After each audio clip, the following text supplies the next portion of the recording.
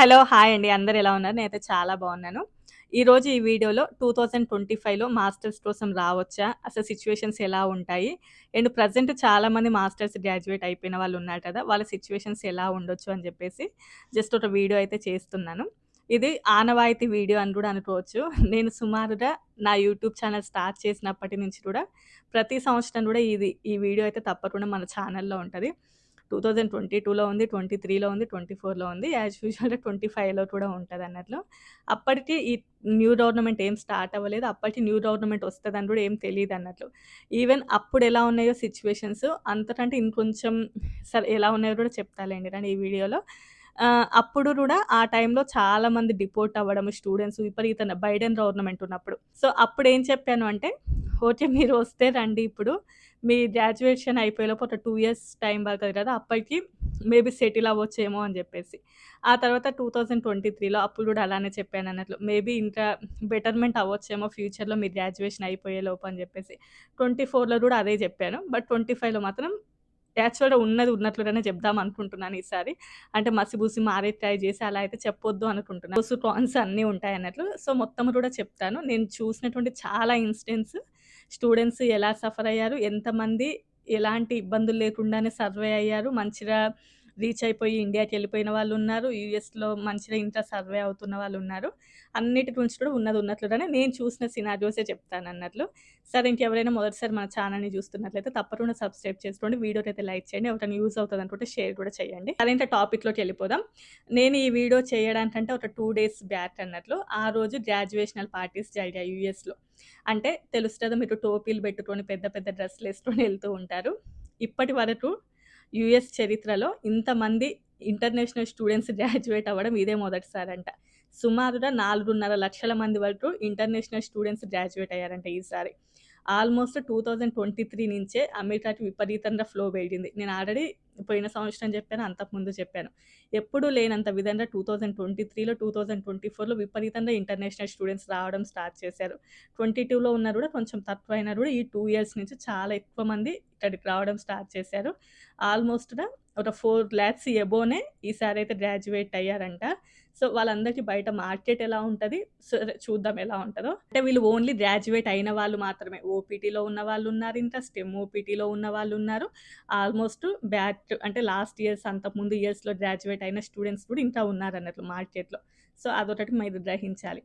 ఇంకా ఈ సంవత్సరం 2025లో ఆల్మోస్ట్ ఒక 25% వరకు ఇంటర్నేషనల్ స్టూడెంట్స్ రావడం తగ్గిందంట.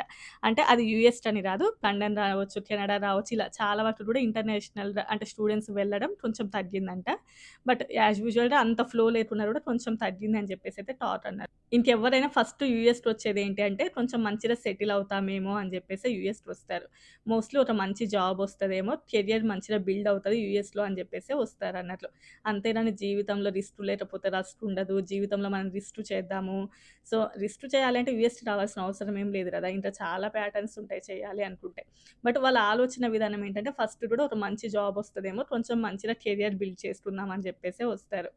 అంటే వచ్చిన తర్వాత ఇంకా చాలా తెలుస్తాయి అన్నట్టు. మంచి, చెడు చాలా చాలానే తెలుస్తాయి. అది ఐ యాక్సెప్టెడ్. బట్ అవి తెలుసుకోవడం కోసం కాదు కదా వచ్చేది. దాని context is completely different. But వచ్చేటటువంటిది ఓన్లీ కూడా జాబ్స్ వస్తాయని చెప్పేసే వస్తారు. చదువుకుంటాం. చదువు తర్వాత జాబ్స్ వస్తాయని చెప్పేసి. సో, ఇంక అందువలన ఫస్ట్ మనం జాబ్ మార్కెట్ గురించి మాట్లాడుకుందాం అమెరికాలో. అమెరికాలో 2022తో అప్పుడు కంపేర్ చేస్తే ఇప్పుడు జాబ్ మార్కెట్ అనేది చాలా వరకు డౌన్‌లో ఉంది. ఒకప్పుడు ఇలాగైతే లేదు. ఈవెన్ 2023లో అలానే ఉంది. 24లో అలానే ఉంది. 25లో కూడా ఆల్మోస్ట్ డౌన్‌లోనే ఉంది తప్ప ఏం పెద్దగా చేంజెస్ అయితే ఏమి జరగలేదన్నట్లు జాబ్ మార్కెట్‌లో. సో, అదొకటి ఫస్ట్ థింగ్. సెకండ్ థింగ్ ఏంటి అంటే వచ్చినటువంటి అంటే బయట మార్కెట్ లోపల జాబ్స్ ఉన్నా కూడా ఈ ఇంటర్నేషనల్ స్టూడెంట్స్ యొక్క ఫ్లో విపరీతంగా పెరగడం వలన మనకి బయట పెద్దగా జాబ్ మార్కెట్ పెద్దగా కనిపించట్లేదు అన్నట్లు. ఉన్నాయి జాబ్స్ లేవని కాదు గానీ అంతగా కనిపియకపోవడానికి అంత ఫ్లెక్సిబుల్‌గా ఉన్నట్లుగా మనకు అనిపియకపోవడానికి మెయిన్ రీజన్ ఏంటి అంటే ఇంటర్నేషనల్ స్టూడెంట్స్ యొక్క ఫ్లో విపరీతంగా పెరగడం వలన మనకు పెద్దగా ఉన్నట్లుగా కనిపించట్లేదు. అది సెకండ్ థింగ్. థర్డ్ పాయింట్ ఏంటంటే 2023 ఆ టైం నుంచి కొంచెం తగ్గడానికి రీజన్ ఈవెన్ 2022లో కూడా కొంచెం పర్లేదు యావరేజ్‌గా ఉన్నా కూడా ఆ తర్వాత నుంచి బాగా తగ్గడానికి అంటే కోవిడ్ అప్పటి నుంచి చాలా వరకు తగ్గిందన్నట్లు. ఎందుకంటే కొంచెం ఇన్‌ఫ్లేషన్ రావడం, అమెరికాలో కొంచెం ఇంట్రెస్ట్ రేట్లు పెరగడం వాటన్నిటి బేసెస్ మీదన పెద్ద కొత్తగా కంపెనీస్ ఎక్కువగా రాకపోవడం వలన ఆపర్చునిటీస్ కూడా కొంచెం తగ్గిపోయాయి. సో, అది దాని వలనేంటంటే అమెరికాలో కొంచెం జాబ్స్ యొక్క రేటు తగ్గడం అదొకటి. నెక్స్ట్ ఫోర్త్ వన్ ఏంటంటే అమెరికా అనేది ల్యాండ్ ఆఫ్ ఆపర్చునిటీస్ ఉంటాయి. వరల్డ్ మొత్తంలో ప్రపంచంలో అన్ని చోట్ల కంటే కూడా అమెరికాలో ఎక్కువ ఆపర్చునిటీస్ దొరుకుతాయన్నట్లు. మన ఇండియాలో ఉన్నటువంటి కాంపిటీషన్‌తో కంపేర్ చేస్తే అమెరికాలో అంత కాంపిటీషన్ ఉండదు. మన ఇండియాలో హై స్కిల్స్ ఉండి హై‌గా ఉన్నోళ్ళకి వచ్చేటటువంటి సాలరీ అమెరికాలో మీడియం స్కిల్స్ ఉండి వచ్చేటటువంటి సాలరీస్ సేమ్ ఉంటాయన్నట్టు. ఇది చాలామంది ఒప్పుకోకపోయినా ఇది నిజం. అంటే అస్సలు స్కిల్స్ లేకుండానే వస్తారు అని రాదు. బట్ ల్యాండ్ ఆఫ్ ఆపర్చునిటీస్ ఎక్కువగా ఉంటాయి కాబట్టి ఎలాంటి వాళ్ళకైనా కూడా కొంచెం మంచి ఆపర్చునిటీస్ దొరుకుతాయని చెప్పేసి నెక్స్ట్ పాయింట్. అండ్ నెక్స్ట్ ఏంటంటే మనం చాలా మంది కూడా ఇండియా నుంచి వచ్చేవాళ్ళం ఐటీకే ఎక్కువ మంది వస్తుంటాం. అలా అని చెప్పేసి అమెరికాలో ఓన్లీనే ఐటీ ఏమీ ఉండదన్నట్లు. ఫస్ట్ చెప్పుకోవాలంటే హెల్త్‌కి ఎక్కువ పర్సెంటేజ్ ఉంటది. ఆల్మోస్ట్ మార్కెట్ లోపల ఒక 30% అబోవ్‌నే హెల్త్ వాటికి హాస్పిటాలిటీకి ఉంటది. నెక్స్ట్ వచ్చేసి లాజిస్టిక్స్‌కి వాటికి ఒక 9% ఉంటది. ఇలా పర్సెంటేజెస్ వైస్‌గా చూస్తుంటే ఐటీకి 7-8% మాత్రమే ఉంటదన్నట్లు అమెరికాలో మార్కెట్. బట్ అదేం చాలా తక్కువ మార్కెట్ ఏం కాదన్నట్లు. అంటే ఆల్మోస్ట్ టాప్ 4 లోపల ఉంటది ఐటీ అమెరికాలో. సో, అదోటి. ఆ తర్వాత వచ్చేసి మనకి ఇండియా నుంచి టీచర్స్ అలా వస్తూ ఉంటారు చూసారా? వాళ్ళకి ఒక 3% అండ్ హాస్పిటల్స్ లోపల సర్వీసెస్ చేసే వాళ్ళకి ఒక 3%, అదర్స్‌కి కొంచెం సీఏ వాళ్ళకి, అకౌంటెంట్ వాళ్ళకి ప్రతి ఒక్కరికి కూడా ఆపర్చునిటీస్ ఉంటాయి. సో, ఐటీ అనేది టాప్ 4లో ఉండేటటువంటి ఆపర్చునిటీస్. బట్ టాప్ 1 ఐటీ ఏమి కాదన్నట్లు ఆల్మోస్ట్ ఒక 7% ఏమో అలానే ఉంటది.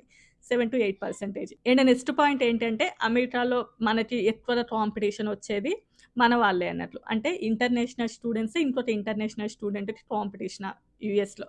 అమెరికన్ సిటిజన్స్ అంతగా కాంపిటీటెడ్‌గా అనుకోమన్నట్లు. ఎందుకంటే వాళ్ళ యొక్క వాళ్ళు చదివేదే కొంచెం తక్కువ మందుంటారు. ఈవెన్ చదివినా కూడా వాళ్ళు మనకంత కాంపిటీషన్ అయితే కాదు. ఎందుకంటే ఈవెన్ ఫర్ ఎగ్జాంపుల్ ఒకవేళ ఒక సిటిజన్ ఉన్నారే అని అనుకోండి. వాళ్ళకి బయట మార్కెట్‌లో పెద్దగా జాబ్స్ ఏం రాకపోయినా కూడా డామినోస్‌కెళ్ళి పిజ్జాలో అయినా కూడా వర్క్ చేస్తారు వాళ్ళు.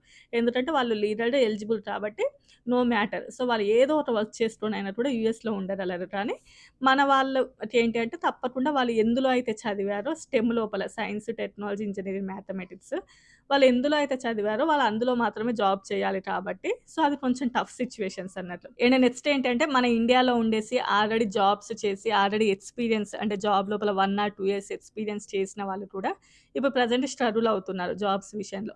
ఎందుకంటే మార్కెట్ ఒకటి అండ్ నెక్స్ట్ థింగ్ ఏంటంటే స్కేల్స్ ఒకటి లేదు అంటే బడ్జెట్ ఇష్యూస్ కావచ్చు. Whatever it is different reasons. వాళ్ళు జాబ్స్ చూపిస్తున్నారు. వీళ్ళు జాబ్స్‌కి అప్లై చేస్తున్నారు. అయినా గూడా రిటర్న్ కాల్స్ రావడం చాలా తక్కువయ్యాయి.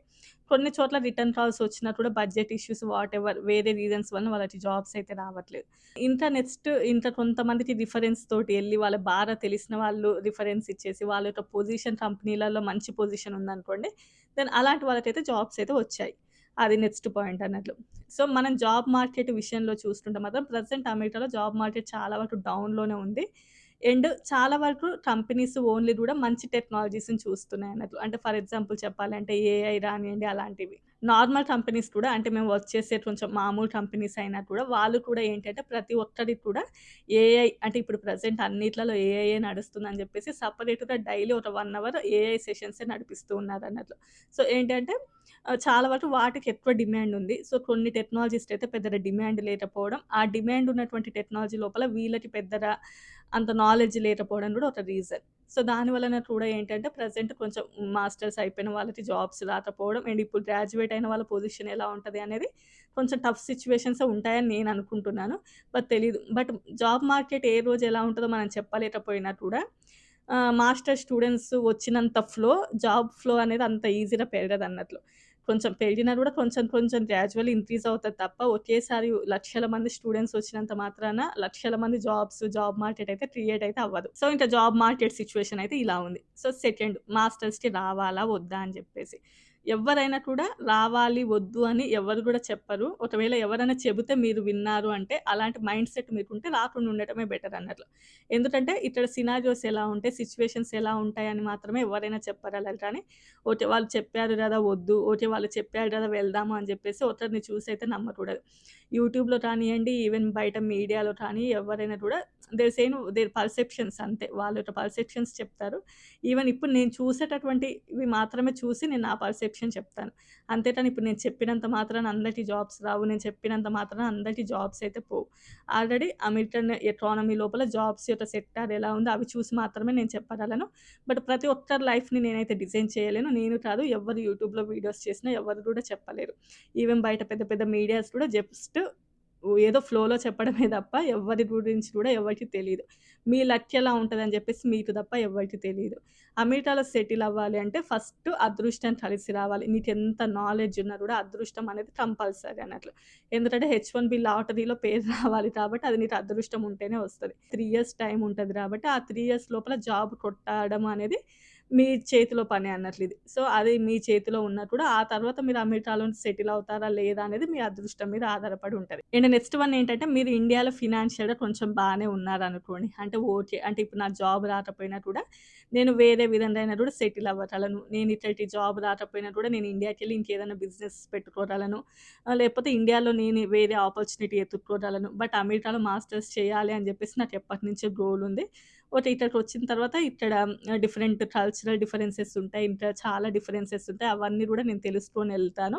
జాబ్ వచ్చిందా హ్యాపీ. జాబ్ రాకపోయినా కూడా పెద్ద ప్రాబ్లమ్ లేదు అనే మైండ్ సెట్ ఉంటే 100% వెల్కమ్ ఇన్ అన్నట్లు. 100% వెల్కమ్ టు అమెరికా. అది చాలా వరకు బెటర్ అన్నట్లు. ఎందుకంటే ల్యాండ్ ఆఫ్ ఆపర్చునిటీస్ ఉంటే అమెరికాలో చాలా తెలుస్తాయి అన్నట్లు.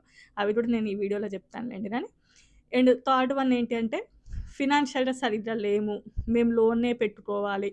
అమెరికాకొచ్చిన తర్వాత ఎవరినో చూసేసొస్తున్నాము. అంటే మా ఇంటి పక్కనోడు ఎళ్ళేసి 10 సంవత్సరాల క్రితం అమెరికాకెళ్ళాడంట. అమెరికాలో ఒక ఇల్లు కొన్నాడు. ఇప్పుడు ఇండియాలో గూడా ఒక ఇల్లు కొన్నాడు. సో, అందుకే నేను గూడా ఇప్పుడొస్తున్నాను అని. ఆ మైండ్ సెట్‌తో ఉంటే అస్సలొద్దన్నట్లు. ఎందుకంటే 10 సంవత్సరాల క్రితం ఉన్నటువంటి సిట్యుయేషన్స్ వేరు. అప్పుడు వాళ్ళకి జరిగింది వేరు. ఇప్పుడు చాలా వేరన్నట్లు. ఈ 4-5 ఇయర్స్ ఆల్‌మోస్ట్ ఈ బ్యాక్‌లో ఉన్నటువంటి 4-5 ఇయర్స్‌లోనే అమెరికాలో చాలా వరకు కూడా చేంజ్ అయిపోయాయి. ఒకప్పుడు బాబాయిలు, తాతయ్యలు వాళ్ళొచ్చిన టైం వేరు. మన అన్నలు, బావలు వాళ్ళొచ్చిన టైం వేరు. ప్రెజెంట్ ఉన్నటువంటి టైం వేరన్నట్లు. సో, వాళ్ళని చూసి మీరైతే రాకండి. అంటే వాళ్ళైనా అమెరికాలో ఇల్లు కొన్నా, యూఎస్‌లో ఇల్లు కొన్నా కూడా ఆ సినారియోస్ అన్నీ కూడా డిఫరెంట్ ఉంటాయన్నట్లు. సో, అవి మీకు సూట్ అవుతాయని మేము చెప్పలేము. ఎవ్రీవన్ స్టోరీస్ కంప్లీట్‌లీ డిఫరెంట్ అన్నట్లు. ప్రతి ఒక్కరి స్టోరీ డిఫరెంట్‌గా ఉంటది. వాళ్ళతోటి మీరు అస్సలు పోల్చుకోవద్దన్నట్లు. ఈవెన్ ఒక హెచ్-1బీ వీసా మీద వచ్చి, సేమ్ వీసా మీద ఉన్నోళ్ళు ఇండియాలో మంచిగా సెటిల్ చేసుకుంటున్న వాళ్ళున్నారు. అమెరికాలోనే స్ట్రగుల్స్ ఫేస్ చేస్తున్న వాళ్ళున్నారు. సో, అందరి యొక్క సినారియోస్ సేమ్ అస్సలే కాదు. మీరు పక్క వాళ్ళతోటైతే అస్సలే ఊహించుకోకూడదన్నట్లు. ఎవరి లైఫ్ స్టైల్ వాళ్ళది. ఈవెన్ ఇండియాలో ఎలానో యూఎస్‌లో కూడా అలానే ఉంటది. జాబ్స్ డిఫరెన్సెస్ ఉంటాయి. రోల్స్ డిఫరెన్స్ ఉంటాయి. సాలరీస్ డిఫరెన్స్ ఉంటాయి. వాళ్ళుండే స్టేట్స్‌ని బట్టి డిఫరెన్స్ ఉంటాయి. ఇంట్లో వాళ్ళు మేనేజ్ చేసుకునే విధానం డిఫరెంట్‌గా ఉంటాయి. సో, వాళ్ళకి ఎలా సేవ్ అవుతుంటాయి అండ్ కొంతమంది చాలామంది ఈ మధ్య ఇండియాకి కూడా ఎళ్ళిపోతున్నారు. ఏం లేకుండానే ఇండియాకెళ్లరు. దాని మీద నేను సెపరేట్‌గా వీడియో చేస్తాను. బట్ పక్క వాళ్ళని చూసి వాళ్ళు మంచిగా సెటిల్ అయ్యారనే ఆలోచనతో మీరొస్తే మాత్రం అది ఇంకా 100% అట్టర్ ఫ్లాప్ అన్నట్టు. అండ్ నెక్స్ట్ పాయింట్ వచ్చేసి ఈ మధ్యలో ఒక మంచి కాలేజీని చూసుకుందాం. ఒక మంచి యూనివర్సిటీలో మనం జాయిన్ అవుదాము. అందులోపల మనం రెగ్యులర్‌గా కాలేజ్‌కి అటెండ్ అవుదాం. కాలేజ్‌లో జరిగేటివన్నీ కూడా అంటే అసైన్‌మెంట్స్ కానియండి వాట్ ఎవర్ ఇట్ ఈస్ అవన్నీ కూడా మనం టైమ్ టు టైమ్ చేద్దాము. ఇలా చేసిన తర్వాత బాగా మనం ఒక టెక్నాలజీ మీద ఇంప్రూవ్‌మెంట్ తెచ్చుకుందాము. ఇలా తెచ్చుకుంటే మనకి జాబ్స్ వస్తాయి అని అనుకునే వాళ్ళకంటే కూడా ఎక్కడో ఒక కాలేజ్‌లో జాయిన్ అవుదాము. చాలా తక్కువకున్నటువంటి కాలేజీలలో జాయిన్ అయిపోదాము. బయటే పార్ట్ టైమ్‌లు చేద్దాము. కాలేజ్‌లలో పార్ట్ టైమ్‌లు కాదు. మొత్తం బయటనే ఫుల్ టైమ్‌లో చేద్దాం జాబు. మార్నింగ్ నుంచి ఈవినింగ్ దాంకా చేద్దాము.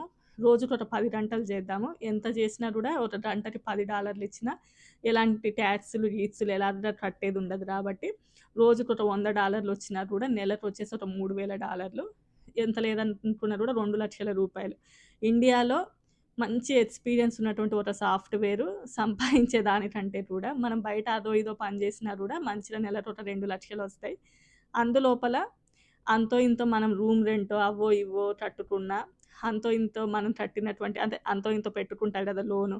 అంటే ఎట్లాగో తక్కువ కాలేజే కాబట్టి కొంచెం తక్కువగానే లోన్ ఉంటది. సో, అది క్లియర్ అయిపోయినా కూడా ఎంత లేదనుకున్నా కూడా ఇండియాకి ఒక 3 సంవత్సరాలలో 30-40 లక్షలు తీసుకొని ఎళ్ళిపోతాం అనుకునే వాళ్ళ మైండ్ సెట్ ఎక్కువగా ఉంది. అది చాలామంది ఒప్పుకోకపోయినా చాలా వరకు అది నిజం. అది వర్కౌట్ అవుతుంది కూడా. అలా ఎందుకు అనంటే నేను చూసిన చాలా మంది కూడా అలానే ఉన్నారు. ఆల్మోస్ట్ వాళ్ళు లోన్స్ క్లియర్ చేసుకొని ఇండియాకెళ్ళిపోయి వాళ్ళంతట వాళ్ళు ఓన్‌గా కొన్ని బిజినెస్‌లు గూడా స్టార్ట్ చేశారన్నట్టు. ఇప్పుడు చాలా వరకు అనుకోవచ్చు. అదేంటి అమెరికన్ గవర్నమెంట్‌కి ఏమి తెలీదా? అంటే తెలీదు అని ఎందుకు అనుకుంటాము? ఎంతమంది మాస్టర్ స్టూడెంట్స్ వస్తున్నారు? ఎంతమంది ఓపీటీలలో ఉన్నారు? ఎంతమందికి నిజంగా జాబ్స్ వస్తున్నాయి? ఎంతమంది కంట్రీని వదిలి ఎళ్ళిపోతున్నారు?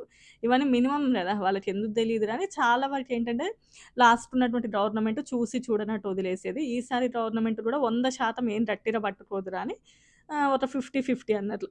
సో, ఇప్పుడు ఫర్ ఎగ్జాంపుల్ మనం అనుకుందాము. ఒకప్పుడు 1,00,000 మంది స్టూడెంట్స్ వచ్చారనుకోండి. అందులో ఒక 50 మంది డిపోర్ట్ అయ్యారు.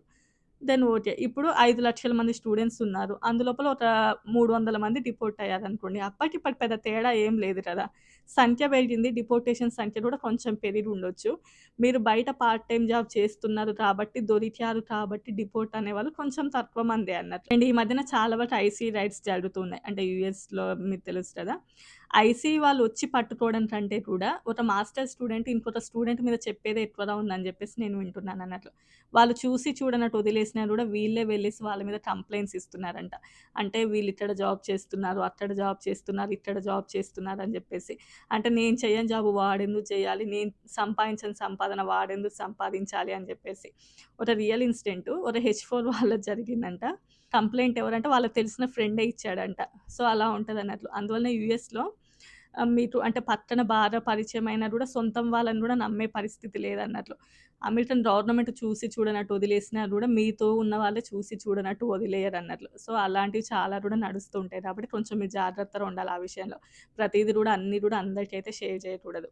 అండ్ నెక్స్ట్ వన్ ఏంటంటే మీరు గనక ఓన్లీ ఒక మంచి కాలేజ్‌కొచ్చేసి మంచిగా అసైన్‌మెంట్స్ వాటెవర్ ఇట్ ఈస్ మంచిగా గనక ఉన్నారనుకోండి. దెన్ ఓకే అవ్వచ్చేమో. అలాగా మంచి మంచి జాబ్స్ వచ్చిన వాళ్ళు చాలా మందున్నారు. కొన్ని యూనివర్సిటీస్‌లలో అయితే ఆల్‌మోస్ట్ 40% వరకు అందరికి జాబ్స్ వచ్చాయంట. నేను నార్మల్‌గా సెర్చ్ చేసినప్పుడు చూసాను. ఆ యూనివర్సిటీస్‌లలో మాత్రం అందరికి జాబ్స్ వచ్చాయంట. సో, అలాంటి యూనివర్సిటీస్ ఏవైనా చూజ్ చేసుకోండి. అంతేగాని ఏది పడితే అందులో అంటే ఏది పడితే అందులో సెలెక్ట్ చేసుకున్నారనుకోండి.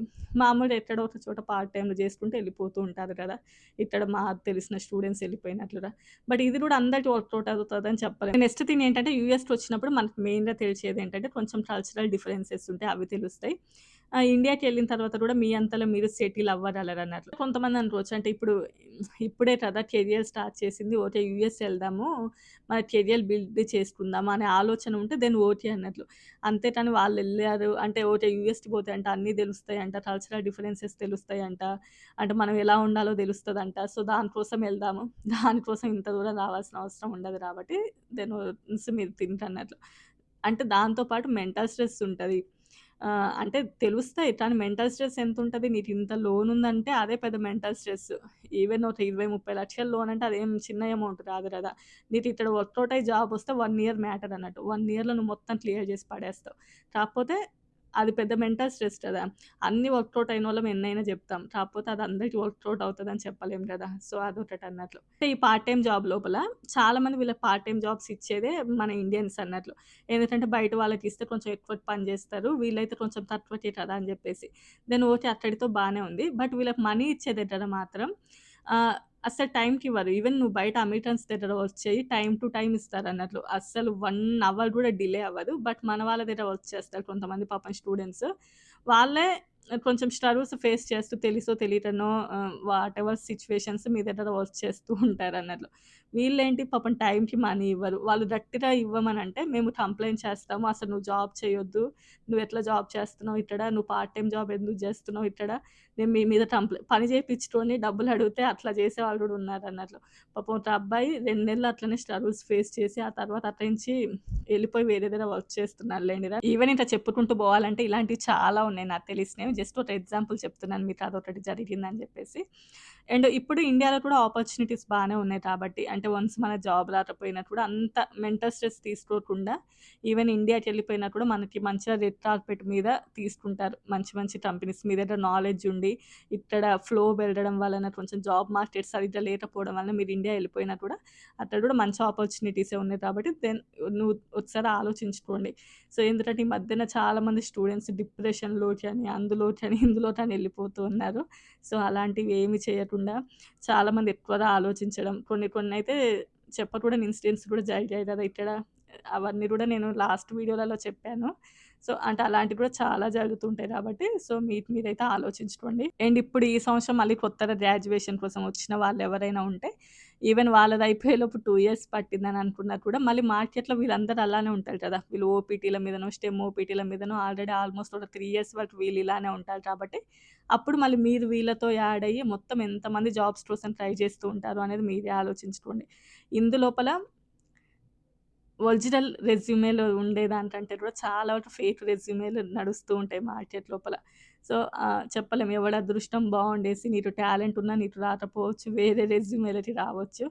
సో, ఇంక అదంతా మీరైతే ఒకసారి ఆలోచించుకోండి. బట్ ప్రెజెంట్ అయితే మార్కెట్ అయితే కొంచెం డౌన్‌లో ఉన్నా కూడా రిమైనింగ్ మీ ఇష్టం అన్నట్లు. జస్ట్ నేను నా పర్సెప్షన్ నేను చూసినది చెప్పాను. చాలామంది రెగ్యులర్ ఒక్క కామెంట్ అయినా వస్తది. ప్రెజెంట్ జాబ్స్ గురించి వీటి గురించి చేయండి అని చెప్పేసి. సో, ప్రతి సంవత్సరం లాగానే ఈ సంవత్సరం గూడా 2025లో అయిపోయింది. ఇంకొక వీడియోతో కలుద్దాం. Bye bye.